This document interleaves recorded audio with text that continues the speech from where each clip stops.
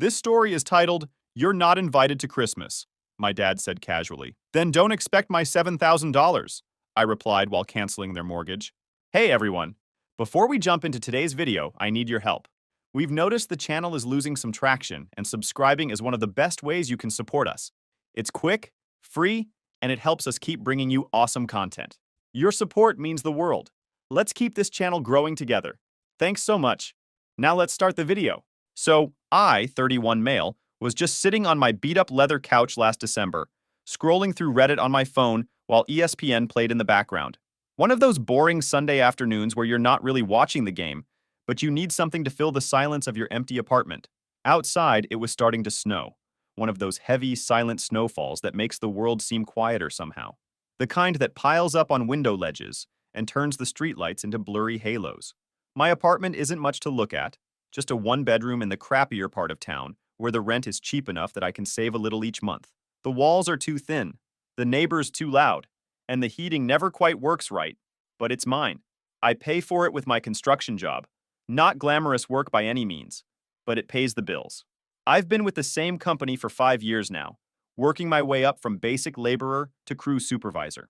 My hands are always rough, my back always sore, but there's something satisfying about building something with your own two hands that office people will never understand. At least it pays my bills. And apparently everyone else's too. When my phone lit up with Dad's name, I almost didn't answer. Last 3 times he called, it was to borrow money for some emergency with the house. First it was the water heater, then the property taxes, then some plumbing disaster. But family is family, right? That's what I kept telling myself anyway. That's what kept me sending money month after month when I should have been saving for my own future. Hey, what's up? I answered, muting the TV. Alex, my dad said, his voice casual as fuck. Like we just talked yesterday when in reality, it had been 3 weeks since I'd heard from any of them. Listen, about Christmas this year. We think it's better if you don't come. I sat up straight, nearly dropping my phone. The game on the screen continued playing, but I couldn't hear anything except the blood rushing in my ears. What? I managed to say, convinced I'd misheard him. He let out that annoyed sigh he's perfected over the years. The one that makes you feel like you're still 10 years old and asking too many questions about why the sky is blue.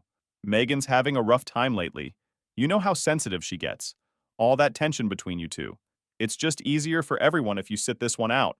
My sister Megan, of course, the golden child. The one who could do no wrong even when she was absolutely fucking everything up. 2 years older than me, but somehow still treated like she's made of glass. Let me get this straight, I said slowly, trying to keep my voice steady. You're uninviting me from Christmas. Family Christmas. Because Megan is having a rough time. Don't make this a big deal, Alex, Dad replied impatiently. I could practically see him waving his hand dismissively the way he always did when I brought up anything that mattered to me. It's just one day. You'll survive. That's when I felt something snap inside me. Like a wire that had been stretched too tight for too long. All the resentment, all the frustration, all the times I'd bitten my tongue for the sake of family peace. It all came rushing to the surface at once. One day? I repeated, my voice rising despite my efforts to control it. And what about the $7,000 I've paid toward your mortgage this year? Does that mean nothing? Am I just good enough to pay your bills, but not good enough to sit at your table? There was this long, awkward silence on the other end of the line. I could hear him breathing, probably trying to come up with some way to manipulate me into backing down like he always did. Finally, he cleared his throat. That's different. You offered to help out. Don't throw that in our faces now. I stood up, pacing my small living room, the floor creaking under my feet. 3 steps one way, 3 steps back. The room suddenly felt too small, too confining, like the walls were closing in. I've been paying your mortgage for 2 fucking years. $7,000 just this year alone. Ever since Megan's stupid tech startup crashed and burned, and you guys bailed her out instead of making her face consequences like an actual adult. But sure, I offered to do it. We appreciate it, Alex, he said in that condescending tone that made me want to punch a wall. The same tone he used when I told him I was going to trade school instead of college. But this isn't about money. It's about family. Megan needs a stress-free environment right now. She's in a very vulnerable place. I walked to my window, watching the snow pile up on the street below. My reflection stared back at me. Tired eyes, 3-day stubble, the look of a guy who's been taken advantage of for way too long. Behind me on my coffee table sat a stack of bills I'd been putting off paying because I'd sent my parents their mortgage money first. like I always did. Family? I laughed, the sound harsh even to my own ears. Funny how I'm family when you need my paycheck, but not when it's time to sit around the Christmas tree. Funny how Megan's vulnerable place matters more than the fact that I've been breaking my back to keep a roof over all your heads. You're being dramatic, he started. But I was done. Done being interrupted, done being dismissed, done being the family ATM. No, Dad, you made your choice. Enjoy your Megan-friendly Christmas. But don't expect another dime from me. Not tomorrow, not next month, not ever again. I hung up before he could respond, tossing my phone onto the couch like it was burning my hand. My heart was pounding, hands shaking with a mix of rage and something else. Maybe relief? For once, I'd stood up for myself instead of just taking it. I grabbed my laptop from the side table and sat back down, opening up my banking app. It was time to make a decision that would change everything. Let me tell you about my perfect fucking sister Megan, 29F. I need you to understand what I've been dealing with all these years. Honor roll student, college volleyball star, homecoming queen, mom's precious angel, and dad's brilliant girl. The kind of sister who borrowed your stuff without asking and then acted like you were the asshole when you wanted it back. The kind who got a car for her 16th birthday while I got a watch for mine. The kind who never had to work a summer job because she needed to focus on her studies while I was mowing lawns since I was 14. Our childhood bedroom doors tell the whole story. Hers was plastered with ribbons, medals, and trophies. Mine had exactly one participation award from Little League that Dad called a good start, with that disappointed look in his eye. 2 years ago, she quit her steady marketing job to launch this revolutionary fitness app called Fit Focus, or some bullshit like that. Swore up and down it would make millions. Mom and Dad ate it up like it was gospel truth. She's so entrepreneurial, Mom would gush during our rare phone calls. That's my girl, taking risks, Dad would beam at family dinners I still got invited to back then. They didn't just give her emotional support.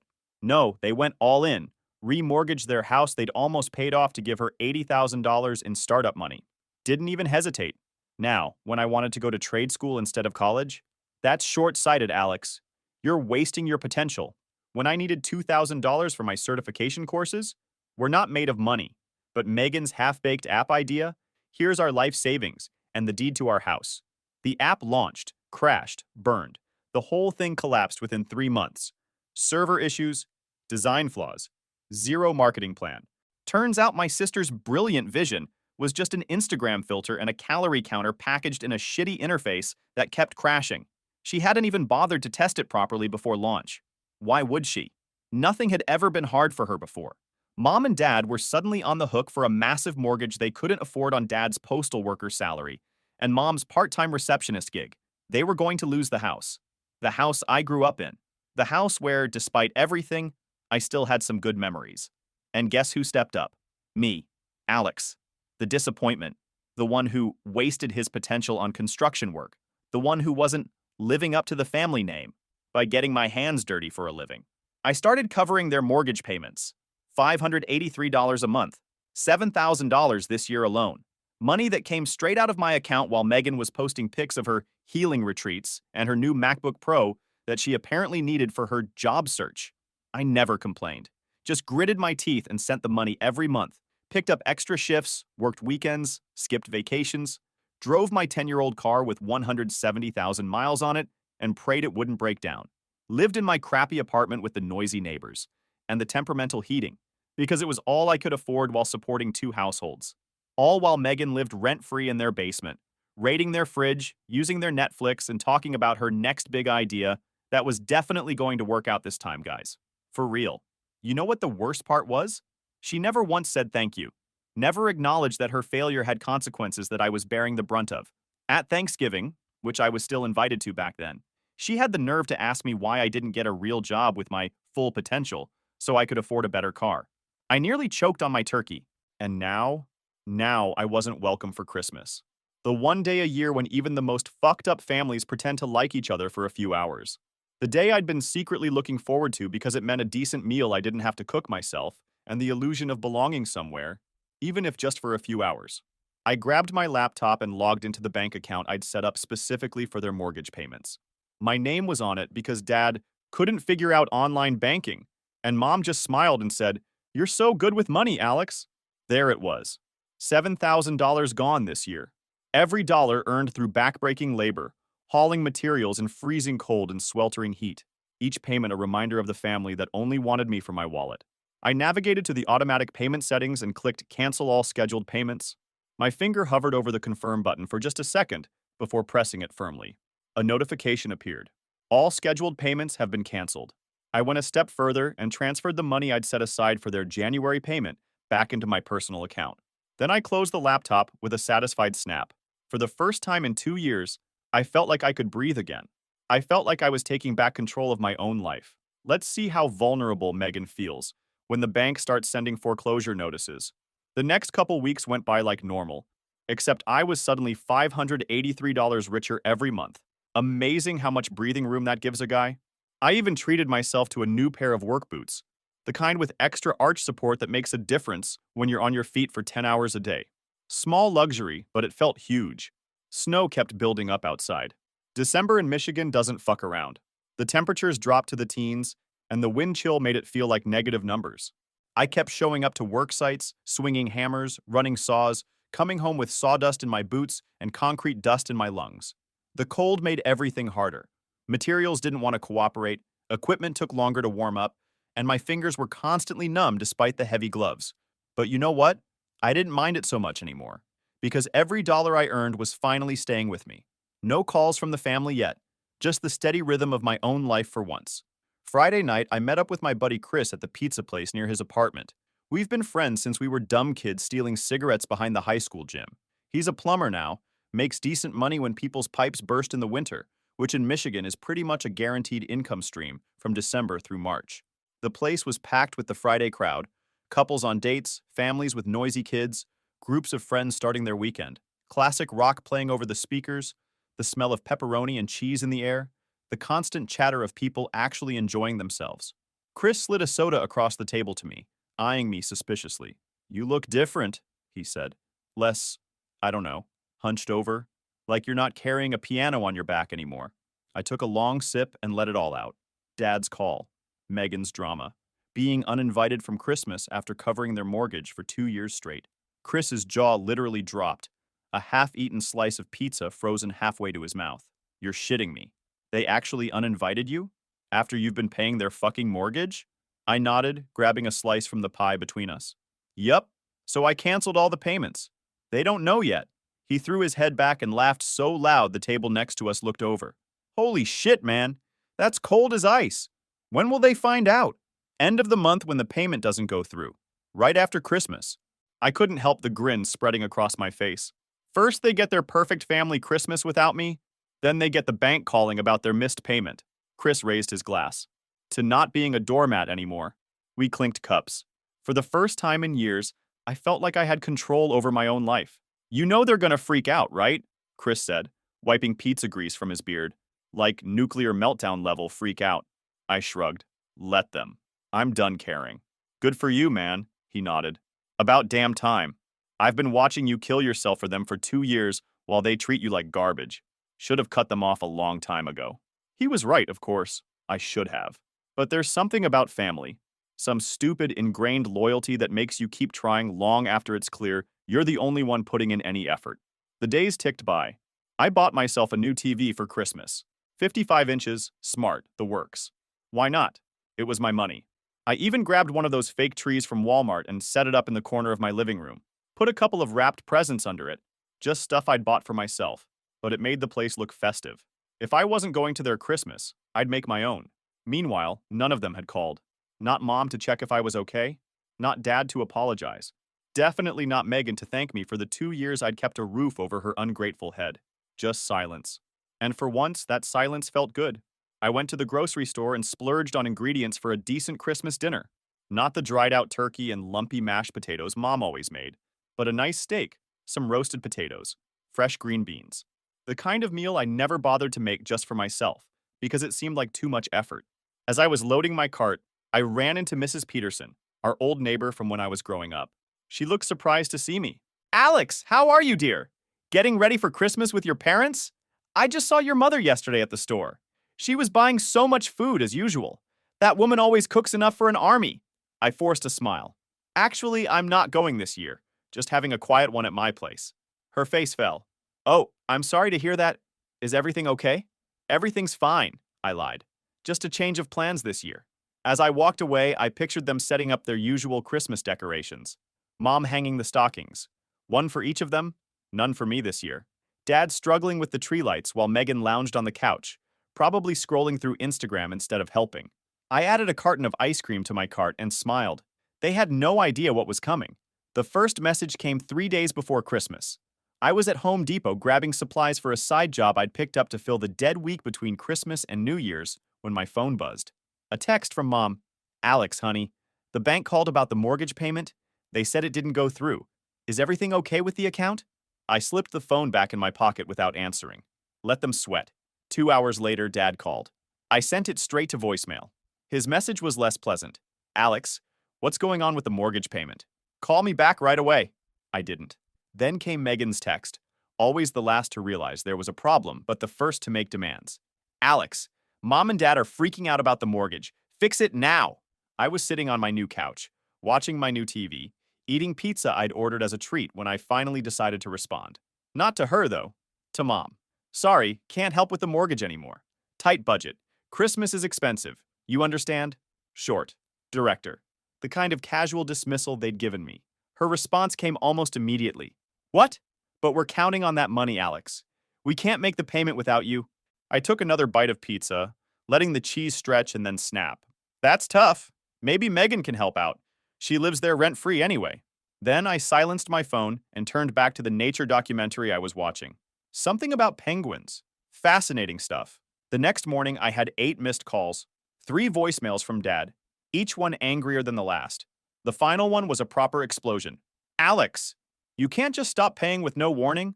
The bank says we're already late. Call me back now. Megan had sent a series of increasingly hysterical texts.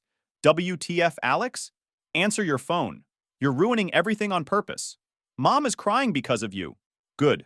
Let her cry. Let them all feel what it's like to be the ones nobody gives a shit about. I texted my mom once more. Sorry, already spent the money on Christmas gifts for myself. Good luck with the payment. Then I blocked all 3 of them. Christmas was 2 days away, and for the first time I was looking forward to spending it alone. That afternoon, I ran into my neighbor, Jim, in the parking lot. He's a decent guy, works nights as a security guard, always brings in my packages if they're sitting outside my door. Hey man, you're looking cheerful, he said as he helped me carry my new TV box from the car. Hot date for Christmas? I laughed. Nah, just treating myself this year. Family-free holiday. Lucky you, he grunted, maneuvering the box through my narrow doorway. I've got the in-laws coming. 3 days of my father-in-law telling me I mounted the TV wrong and my mother-in-law rearranging my kitchen cabinets. We got the TV inside, and I gave him a couple of sodas from my fridge as thanks. As he was leaving, he turned back. Hey, if you're on your own for Christmas, why don't you come over for dinner? Shannon always makes too much food anyway. No pressure, just if you want to.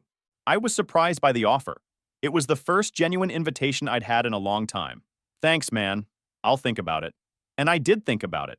It was nice to know that someone actually wanted me around for Christmas, not just my wallet. Christmas morning arrived with another heavy snowfall. I slept in until 10, something I never get to do with my work schedule. No alarm, no job site to get to, no family obligations, just peace and quiet. I made myself a proper breakfast. Bacon, eggs, the works. Brewed some fancy coffee I'd picked up. Turned on the Christmas music channel just because I could. Around noon, someone started pounding on my door. The kind of pounding that means business. Not Jim's friendly knock or the delivery guy's quick rap. Through the peephole, I saw Dad standing there in his winter coat, face red with either cold or anger. Probably both. His breath making little clouds in the frigid hallway air. I opened the door but kept the chain on. Merry Christmas, I said, enjoying the way his eyes narrowed. What the hell do you think you're doing? He demanded, his voice echoing down the hallway. The bank called again yesterday. We're late on the payment. I leaned against the doorframe. Yeah, that happens when you don't pay your bills. You know we can't afford it without you, he snapped, trying to look through the crack in the door at my apartment. I could see him noticing the Christmas tree, the wrapped presents, the new TV visible in the background. Funny how that works, I replied calmly. I can't afford to help people who don't consider me family enough to spend Christmas with. His face turned an even deeper shade of red. This is childish, Alex. This is about our house. Your mother is beside herself. Should have thought about that before you kicked me out of Christmas, I shrugged. How's Megan handling the stress? Still feeling vulnerable? This isn't about Megan. It's always about Megan, I cut him off. Even now, you're standing at my door on Christmas Day, not to invite me over or apologize, but to demand money. That's all I am to you guys, a fucking ATM. He switched tactics, his voice suddenly pleading. Alex, please. We'll lose the house. We're already behind. Not my problem anymore, I said, and closed the door. He kept pounding, kept yelling, but eventually gave up and left. I heard his car start up, the engine struggling in the cold, before finally turning over. I went back to my Christmas breakfast, turned up the music, and poured another cup of coffee. For the first time in years, I felt like I could breathe. My phone lit up with a text from a number I didn't recognize. It was Mom, using Megan's phone to bypass my block. Alex, please, we need you. We're family. I typed back, families don't uninvite members from Christmas to keep the golden child comfortable. Families don't take $7,000 from someone and then throw them away. Merry Christmas. Then I blocked Megan's number too and spent the rest of the day in beautiful, peaceful solitude. I cooked my steak perfectly. Medium rare, just the way I like it. The potatoes were crispy on the outside, fluffy inside. I ate at my little table with actual napkins and a real plate instead of the paper ones I usually used. I'd even bought myself a small apple pie for dessert. After dinner, I opened the presents I'd wrapped for myself. New headphones. A couple of video games I'd been wanting. A nice watch to replace the cheap one that had finally died after 5 years. Small things, but things I'd denied myself because that $583 always had to go to them first. As I was trying out the headphones, there was another knock at the door. Softer this time. Mom. I ignored it, turned up the volume on my headphones and pretended I couldn't hear. She knocked for a while, then gave up. Later, I found a card she'd slipped under the door. Inside was the usual generic Christmas message, signed Love Mom and Dad. Not even written specifically to me, just a store-bought card they probably had extras of. No mention of being sorry for uninviting me. No acknowledgement of all I'd done for them. Just a card that could have been given to anyone. I tossed it in the trash and went back to my peaceful evening. Around 8 p.m., Jim texted to see if I wanted to come over for dessert and games. I took him up on it. Spent the evening with his family, playing board games and eating homemade cookies. His kids were actually pretty cool. The 10-year-old was really into building things, so we talked about construction. His wife Shannon was warm and welcoming, never once making me feel like the charity case I probably was. I walked back to my apartment around midnight. The snow finally stopped, the world quiet and still. For a family-free Christmas, it hadn't been bad at all. The week between Christmas and New Year's was when shit really hit the fan for them. I got up early on the 26th to head to that side job I'd picked up. 6 hours of installing drywall in a basement renovation. Hard work, but the pay was good, and it kept my mind busy. When I got home, sweaty and covered in drywall dust despite the mask I'd worn, Chris was waiting in his truck in the parking lot. Dude, he said as I walked up, you've got to hear this. My cousin Tommy lives down the street from your parents, remember? I nodded, unlocking my door and gesturing for him to come in. They're in full panic mode, he continued, following me inside and dropping onto my couch. Your dad's going around to everyone in the family asking for loans. Your mom was crying at your aunt's house yesterday.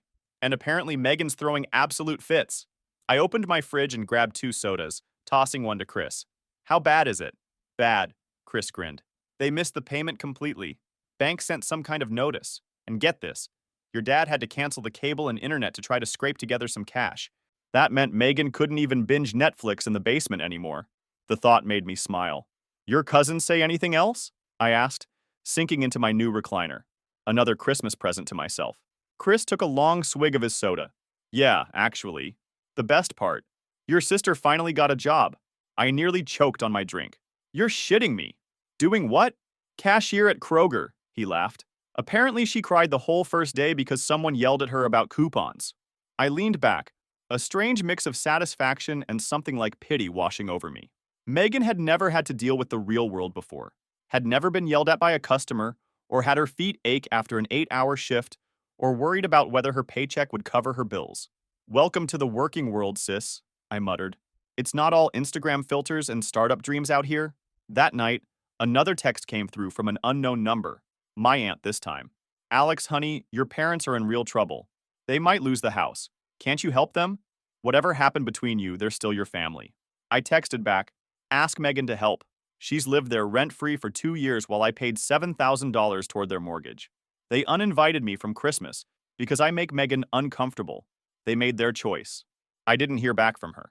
The next day, I was at the gym when my phone rang. Unknown number again. This time I answered. Hello? I said between sets on the bench press. Alex. It was my mother, her voice small and shaking. The bank. They're threatening foreclosure if we don't catch up on payments. We don't have the money. I sat up, wiping sweat from my forehead with a towel. That sounds like a problem for you, Megan. And Dad to figure out. Please, she begged, and I could hear she was crying. We'll lose the house. We have nowhere to go.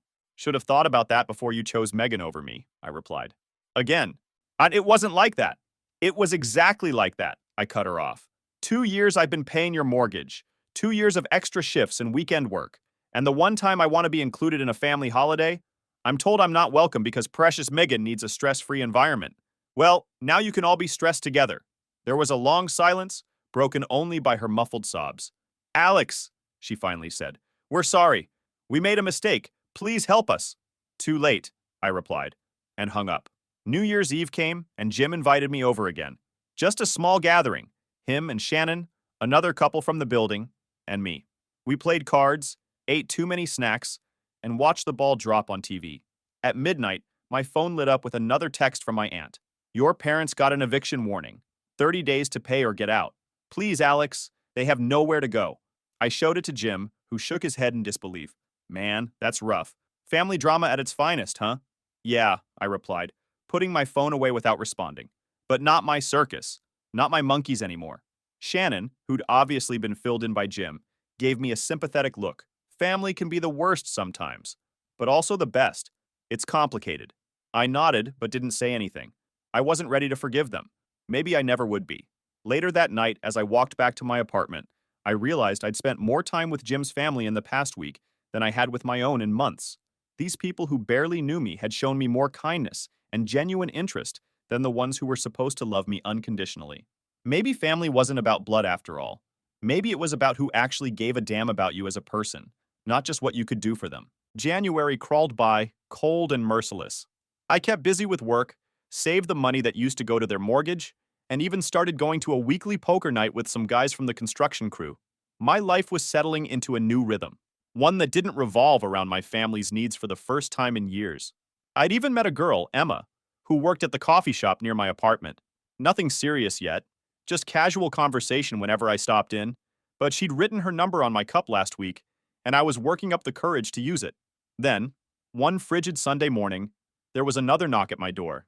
This time, it was all three of them. Mom, Dad, and Megan, standing in the hallway looking like they hadn't slept in days. Mom's eyes were red-rimmed from crying. Dad looked 10 years older than the last time I'd seen him. And Megan, perfect, precious Megan, had dark circles under her eyes and was wearing a Kroger uniform under her coat. Can we come in? Dad asked, his voice lacking all the authority it once had. I hesitated, then stepped aside. They filed in silently, taking in my new TV, the fresh paint on the walls. Another weekend project I'd had time for now that I wasn't working extra shifts to pay their mortgage.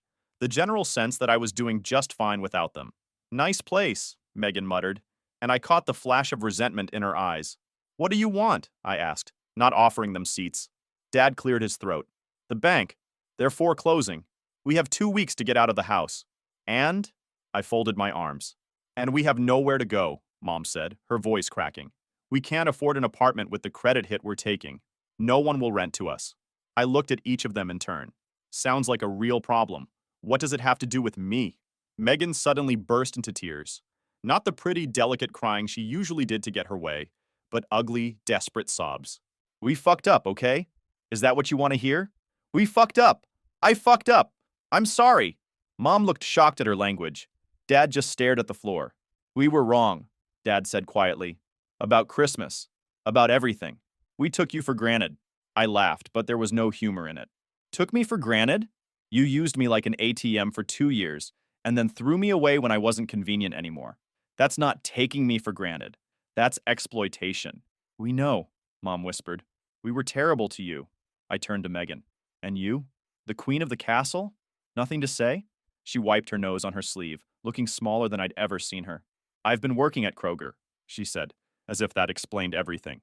People are so mean. My feet hurt all the time, and I only make $400 a week.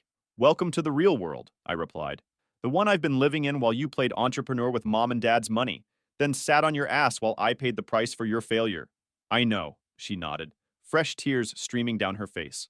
I was spoiled and entitled and selfish. I never thanked you. I never even thought about what you were doing for us. Dad stepped forward. We're not here to ask for money, Alex. That surprised me. Then what do you want? Forgiveness, Mom said. And a place to stay. Just until we can get back on our feet. I stared at them in disbelief. You want to live here? With me? In my one-bedroom apartment? Dad nodded. We have nowhere else to go. I started laughing. I couldn't help it. The absurdity of the situation was too much. Let me get this straight, I said when I could speak again. You uninvite me from Christmas because I make Megan uncomfortable. You take my money for 2 years without a single thank you. And now that I've cut you off and you're facing the consequences of your actions, you want to move in with me? They looked at each other, then back at me. We have nowhere else to go, Mom repeated, as if that changed anything. I walked to the window, looking out at the snow-covered parking lot below. For 2 years, I'd been at their mercy, working myself to exhaustion for people who didn't even want me around for Christmas dinner. Now, they were at my mercy, desperate, homeless, finally seeing me as their only option. I turned back to face them. No. The word hung in the air between us. No? Dad repeated. No, I confirmed. You can't stay here. Not now, not ever. But where will we go? Mom asked, fresh tears welling up. I shrugged. That's not my problem anymore. You made your choices. Now you live with them. Please, Alex, Megan begged. I'll sleep on the floor. I'll pay rent. I'll do anything. Like you should have been doing for the past 2 years, I asked. Too late now. Dad's face hardened. So that's it? You're just going to throw your family out on the street? Family? I repeated. You stopped being my family the moment you decided I wasn't good enough to sit at your Christmas table. The only thing you wanted from me was my money. Well, the ATM is closed. I walked to the door and opened it. I think we're done here. They didn't move at first, as if they couldn't believe this was happening. Alex, Mom tried one more time. Please reconsider. We're begging you. It feels terrible, doesn't it? I said quietly. To beg someone for help and be refused. To be thrown away when you're no longer useful. Maybe now you understand how I felt. One by one, they filed out. Megan last, her Kroger name tag glinting under the hallway light. Where will you go? I asked. Not because I cared, but because I wanted to know the full extent of their desperation. Mom's coworker said we could use her garage for a few days, Dad muttered. After that? I don't know. I nodded. Good luck with that. As I closed the door, I felt a weight lift from my shoulders.